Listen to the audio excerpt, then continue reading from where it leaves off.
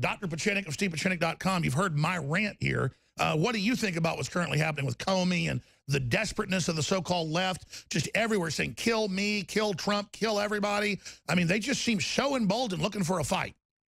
Well, let me put it this way. Keith Olbermann really paid you one of the highest compliments I have ever seen, Alex, because Keith himself has no substance. He's never had a history of substance. He knows very little about our national security, certainly doesn't know anything about our intelligence, never served our country.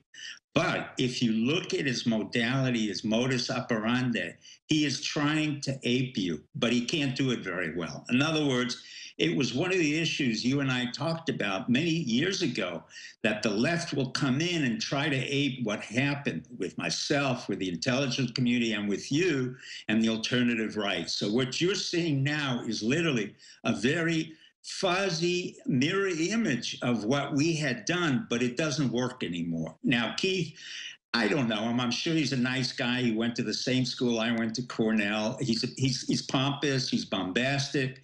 He was thrown off of MSNBC. Bill Riley had problems with him. Al Gore had problems with him. So the left has always had problems with Keith. He has no substance. He's basically a sports broadcaster. And you may or may not know this, but he had hit his head against a subway door and may have had a concussion. So I look at him as a farce. This is not a serious character. GQ knows that. Pretty much our intelligence system knows that. Remember, in order to have credibility in what you and I do, you have to have had served our country one way or the other. In your case, it has been the consistency and the fortitude to remain in your place and what you have done for 20 years. I'm not, blowing sunshine here. I'm just telling you why it is that they're having a very hard time trying to displace you, me, or even Trump. The issue of Comey is correct. I mean, Trump is correctly said he's a showboater. He's a narcissist. I mean, when he stood up there and said, I can't convict Hillary, but here are the 30,000 reasons why she should be guilty, that was absurd. The reality is the president can and should fire anybody. I had no problem that Comey was fired. I had no problem that FBI has to be reorganized. They've been a faulty organization for many, many years. You and I have talked about it. They need somebody in there who can clean them out and dismiss a lot of people, because the future isn't about, gumshoe investigation. It's going to be about cyber command, cyber control, even on the domestic level, and the FBI is nowhere near the capacity it should be. That's why Mark Rogers of the NSA would be a good leader, or someone else in cyber command should take over the FBI and reorganize it, because it's been the gumshoe industry. Now, I will quote to you something that a very famous FBI agent said, and this is the following. He said, once we collect intelligence and then we are ordered to implement some type of policy, we have become a Gestapo agency. And who said that? J. Edgar Hoover. And Comey didn't listen. Mueller didn't listen. A whole bunch of the FBI directors, Freed, didn't listen. It was J. Edgar Hoover who warned that the minute we collect intelligence and we are asked to implement or manipulate it, we become a Gestapo agency. That's J. Edgar Hoover. So the issue of Trump, I would agree with Roger Stone. There's leakage, and we've said it from day one. It's coming out of the White House. You have Goldman Sachs boys, you have Jared Kushner, and you have McMaster. The issue that came out for you and me was what I said a while ago, is that the triumphant, or the triad, you, Bill Riley, Steve Bannon, were kind of taken offline, but only temporarily. And what's happened is they could not assess your endurance, or the fact that Steve Bannon would remain there, or the fact that Fox and others like myself would remain in the alternative right, to keep on saying, there's the truth. Here's a man who's implementing exactly what he's doing. And by the way, he correctly says, you know what? We don't need a press conference. I've said that from day one. You've been saying that for years. Just get rid of it, give them a statement, because they only distort what he says. There is no entitlement for journalists to be in the White House, to be anywhere. It was a use, and it was an intercession when we didn't have the internet. We don't need journalists to tell me what to do. You don't need a journalist to tell you what happened. You just need 1600 Daily, which is the White House statement of the day. And if you read it, he's protecting Christians. This is what they're doing in one state. This is what they're doing overseas. And they give you a very clear agenda. When you put a group of people whose basic history has been to be sycophants, remember, the basis of journalism is to pander. Once you have pandering within an individual or a group, it doesn't matter whether you're the New York Times or the Washington Post. They're compromised. They're compromised. So from day one, my background used to be in disinformation. A journalist would call me up. I never forgot it. At one of the regime changes I had, I told him exactly what he wanted to hear. And then 10 years later, I contradicted him because that was the ability for me to manipulate the press. The press is just an entity very easily manipulated. They don't have jobs. They can't convert. And they're becoming. Well, that's not the issue. The issue is Comey from day one. I wrote a blog, which I had sent to you, but it was on my blog site in December of 2015, saying that the entire election will depend on Comey. And we were right. But what I didn't add, and I added it afterwards, was Hillary's downfall was not just her own incompetence and the incompetence of the left. It was one individual who I have tracked for 20 to 30 years, and I knew he would never fail to undermine Hillary. And that individual is named Bill Clinton. Oh, yeah. The day he walked over to Loretta Lynch, I said, right on, brother. You just screwed your wife for the 30th time in your entire career. The minute he walked into Loretta Lynch, I knew Comey would have to address this issue because that was his boss. And you and I talked about it. I said, she will go down. Comey will go down. The Clintons will go down. That was the key moment I was waiting for. Sure, so let's. Comey was a panderer. I mean, he came out of a major law firm in Washington, D.C., where he worked with a lot of the other lawyers who had worked for Hillary Clinton. I've talked about it. This is part of the Washington set.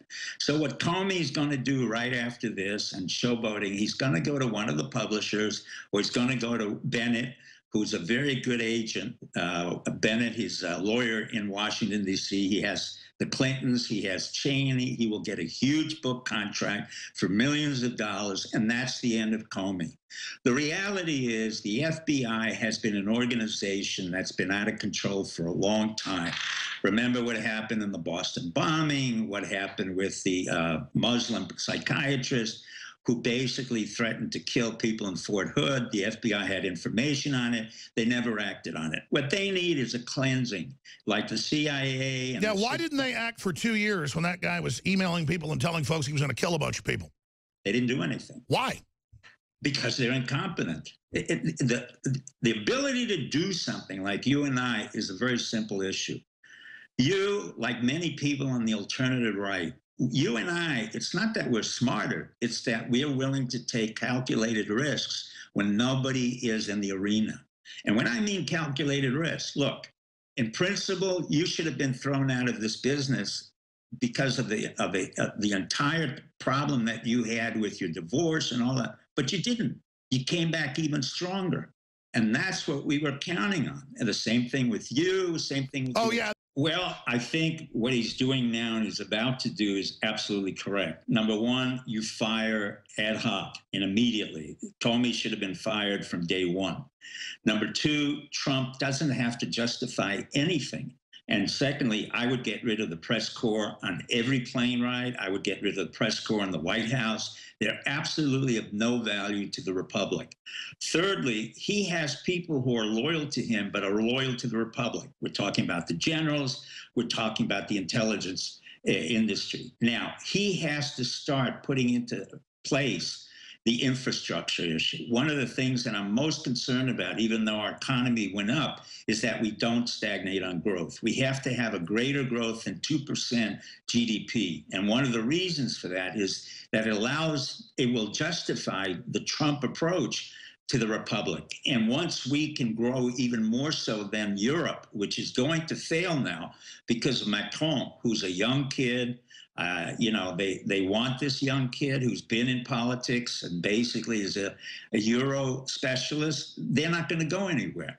So America becomes even more powerful. We don't have to get into conflict with North Korea. Well, stay there. What's wrong is the fact that they're irrelevant, and I've said it for a long time. They are beginning to understand that they're totally irrelevant. The New York Times, which is owned by a drug lord, as you and I know, the Washington Post by Bezos, basically you don't need any of those people anymore. You anticipated, along with others, that we would be on the internet. What happened is you had what we call first advantage. And the minute you got out there, the people who had no idea what was going on, they began to realize 10, 15 years later, oh my God, this guy, Alex Jones, has really understood the new communication pattern, which is about binary numbers, 1 and 0. But with all the think tanks that are in Washington, the Brookings, the Heritage, or the this foundation or that foundation, they're all worthless. They're basically nursing homes for people who have no jobs. So you have Washington, one huge nursing home for millions of people who are not effective. We have top secret clearance for 1.5 million people in counterterrorism. I don't know what they do. They don't do anything. I don't even get paid for what I do, and I'm more than happy to help our intelligence community. Yet our intelligence community is so bloated that you need somebody to clean it out. Now, of course, Maxine Walters is there. You made me laugh, but it's not, that's Nico. It's not only her that's in there, there's a bunch of Republicans too. Basically, when you go to Congress, I've treated congressmen and senators, they don't really do anything. When you ask them, what have you done in a day?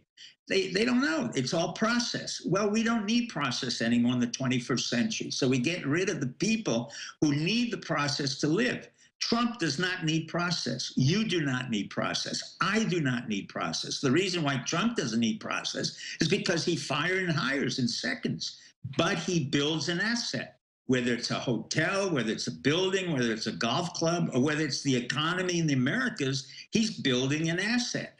So that's what they're not used to. You have Nancy Pelosi, who should be in a nursing home. Nico, stop that. I know what he's doing. I can't help it because these are the antiquated people. You're talking about 79-year-old antiquated. She keeps thinking that George Bush is still in office, and then Maxine Waters thinks Putin invaded Korea. I mean, they're nuts.